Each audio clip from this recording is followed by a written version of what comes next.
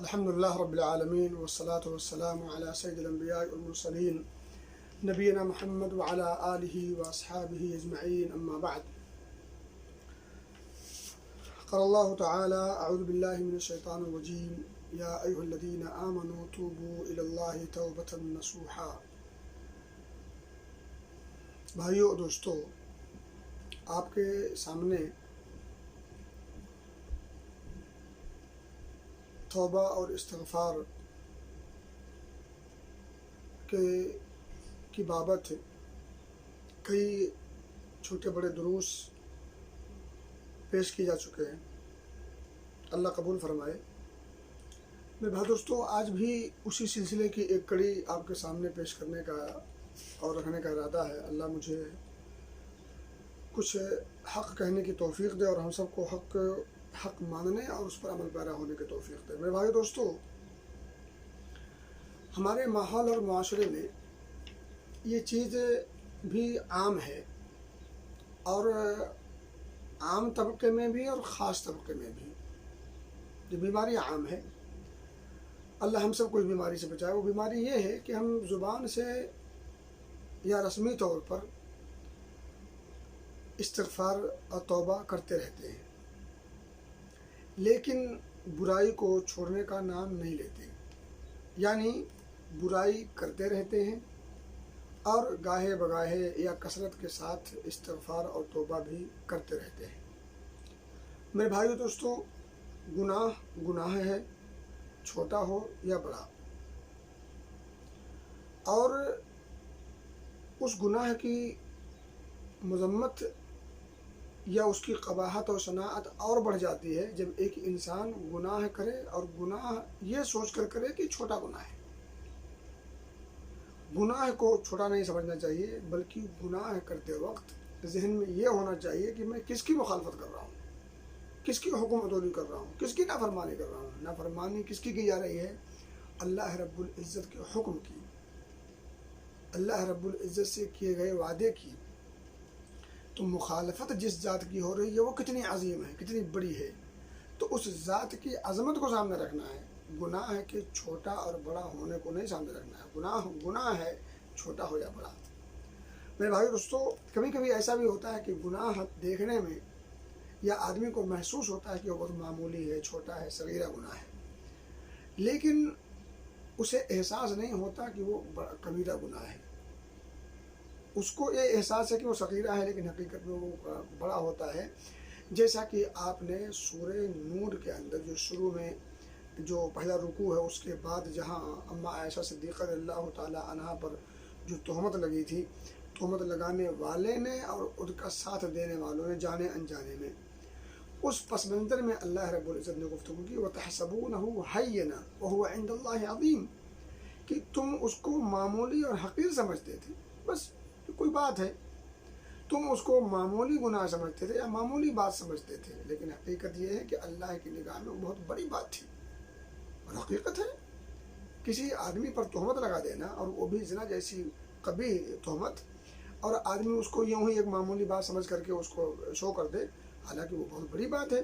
تو کہنے کی بات یہ ہے کہ کبھی کبھی دیکھنے میں گناہ صغیرہ دکھتے ہیں، چھوٹے دکھتے ہیں، لیکن حقیقت میں وہ بڑے ہوتے ہیں اور آدمی کو اس کا احساس و شعور نہیں ہوتا.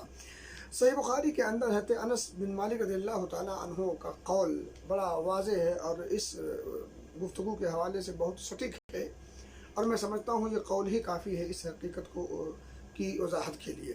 وہ فرماتے ہیں کہ انکم لتعلمون اعمالا ہی ادق فی اعینکم من الشعر، کہ تم جو کچھ اعمال کرتے ہو تمہاری نگاہوں میں وہ بال سے زیادہ باریک اور ہلکا ہے.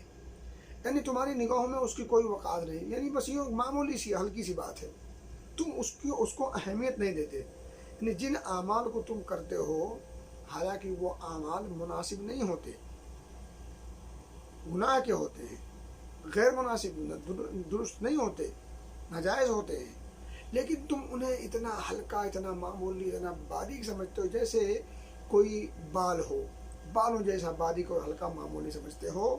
وَإِنَّا كُنَّا لَنَعُدُّهَا عَلَىٰ عَهْدِ رسول اللہ صلی اللہ علیہ وسلم من الموبقات.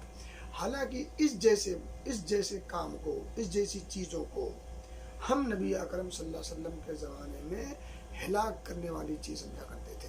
یعنی جن کو تم آج معمولی سمجھتے ہو، اس کو کوئی اہمیت نہیں دیتے، ہم انہی کاموں کو نبی پاک صلی اللہ علیہ وسلم کے زمانے میں ہلاک کرنے والا عمل سمجھا کرتے تھے کہ یہ اعمال وہ اعمال ہیں جو انسان کو ہلاک و برباد کر دینے کے لیے کافی ہیں. میرے بات دوستوں کہنے کی بات یہ ہے کہ صغیرہ پر اصرار کرنا، یعنی اس پر مداومت کرنا، اس کو کرتے رہنا، اس پر ڈٹے رہنا، نہ چھوڑنا، اس سے وہ گناہ صغیرہ نہیں بلکہ کبیرہ ہو جاتا ہے. اسی طرح سے آپ کو پتہ ہے کہ گناہ کو دعوت دیتا ہے. آپ ایک صغیرہ کریں گے، پھر اسی صغیرہ کو کریں گے، دوسرے صغیرہ کو بھی آپ صغیرہ سمجھ کر کریں گے، تو اس طرح سے وہ تسلسل جو ہے وہ سلسلہ گناہ کا ختم نہیں ہوگا بلکہ بڑھتا جائے گا. اور آپ کو اس بات کا بھی علم اور پتہ ہے کہ برائی کھینچتی ہے. جس طرح سے اچھائی کرنے سے آدمی کو اچھائی کے مواقع ملتے ہیں، اسی طرح سے برائی کرنے سے آدمی کو برائی کھینچتی ہے اور پیچھے جو ہے برائی لگی رہتی ہے. ایک برائی آپ کر کے ختم نہیں کر پاتے کہ دوسری برائی آپ کو جو ہے اشارہ کرنے لگتی ہے اور دعوت گناہ دینے لگتی ہے.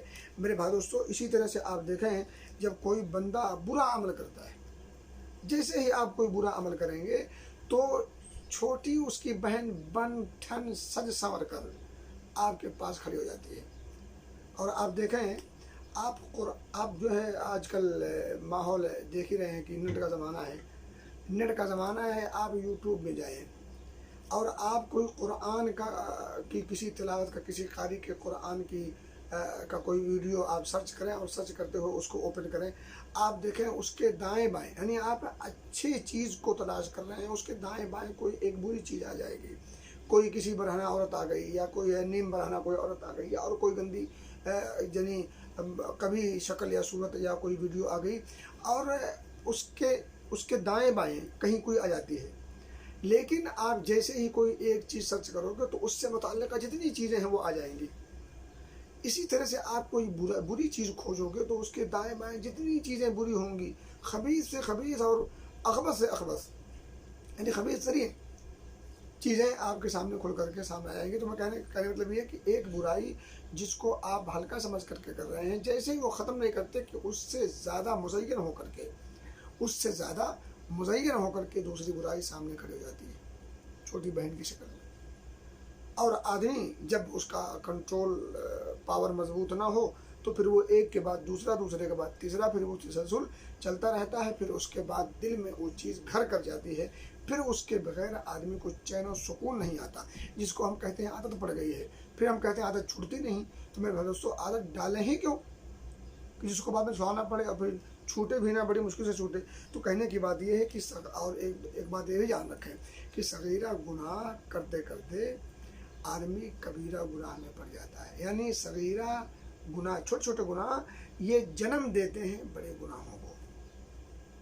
اس لیے صغیرہ کو کبھی صغیرہ سمجھ کر کے اپنی زندگی میں اسے موقع اور جگہ نہ دیں. آئیے میں آپ کو ایک شعر سناؤں عربی کا. ابن المعتز جو شاعر ہے وہ کہتا ہے: خل الذنوب صغیرہا و کبیرہا ذاک التقیٰ.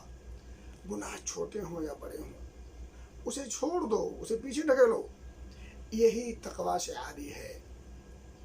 اگر تقویٰ کی کچھ خوبو ہے تو گناہ چھوٹے ہوں یا بڑے، سب کو چھوڑو، سب سے اپنے دامن کو فارغ کرو، خالی کرو اور دامن چھڑاؤ. اور آپ کو پتہ ہے اللہ رب العزت متقیوں کو پسند فرماتا ہے اور متقیوں کے لیے جنت بنائی گئی ہے. حدیث سے بھی یہ چیز ثابت ہے، قرآن پاک میں بھی اللہ رب العزت نے اس کی طرف اشارہ کیا ہے. تو کہہ رہا ہے، شاعر کہہ رہا ہے کہ تقویٰ یہی ہے، تقویٰ شعاری یہی ہے کہ صغیرہ اور کبیرہ جتنے گناہ ہیں، چھوٹے یا بڑے، سب کو چھوڑ دو. آگے کہتا ہے: وَاصْنَعْ كَمَاشٍ فَوْقَ أَرْضِ الشَّوْكِ يَحْضُرُ مَا يَرَىٰ.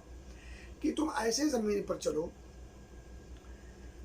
کہ جیسے خاردار کوئی زمین ہو، خاردار کوئی راستہ ہو، کانٹوں بھرا کوئی راستہ ہو، اس پر تم ایسے چلو کہ جس سے تمہارے دامن کانٹوں میں نہ پھنسے، نہ الجھیں، اور تمہارے پاؤں میں کوئی کانٹا نہ چبھے.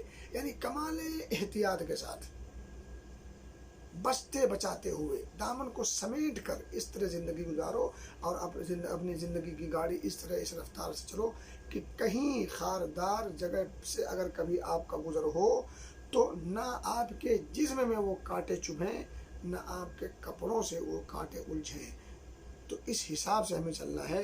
تو تو کہنے کی بات یہ ہے کہ اب کون سا وہ عقل مند ہوگا جو گناہ کو گناہ بھی سمجھے اور چھوٹا سمجھ کر کے کرے، چھوٹا سمجھ کر کے گناہ کرے. یہ عقل مندی والی بات نہیں ہو سکتی اور یہ عقل مندوں کا کام نہیں ہو سکتا. آگے کہتا ہے لا تحقرن صغیرۃ ان الجبال من الحصى. بڑی اونچی بات گئی. اب اس بات کو دلیل سے اس کو جو ہے مزین کیا ہے کہ کبھی بھی چھوٹی چیز کو حقیر مت سمجھو.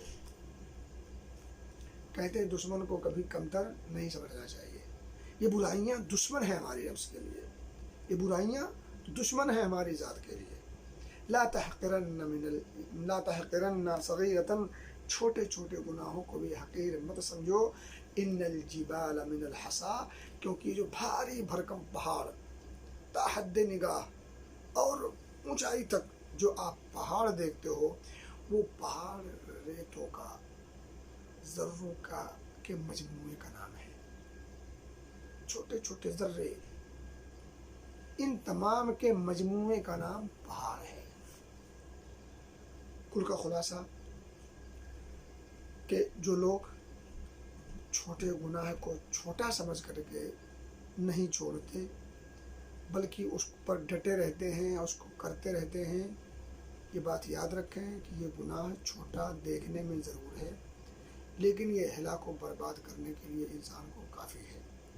اور ہمیشہ دماغ، ذہن گناہ کے چھوٹے یا بڑے پر نہیں، ہمارا ذہن ہمیشہ اس پروردگار کی عظمت پر ہونا چاہیے اور پھر اس کی جاہ و جلال کو سامنے رکھتے ہوئے، اس کے عذاب کا خوف کو سامنے رکھتے ہوئے، اس کی جنت کی طلب اور جستجو کو سامنے رکھتے ہوئے جب آپ گناہ پر نگاہ دوڑائیں گے تو پھر یقیناً گناہ سے آپ کو نفرت بھی ہوگی اور گناہ سے بچنے کی آپ کوشش بھی کریں گے.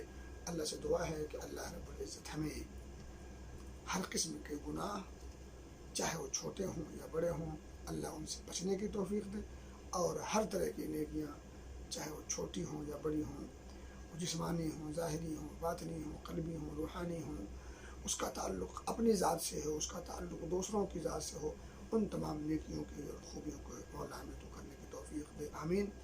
وآخر دعوانا ان الحمد للہ رب العالمین.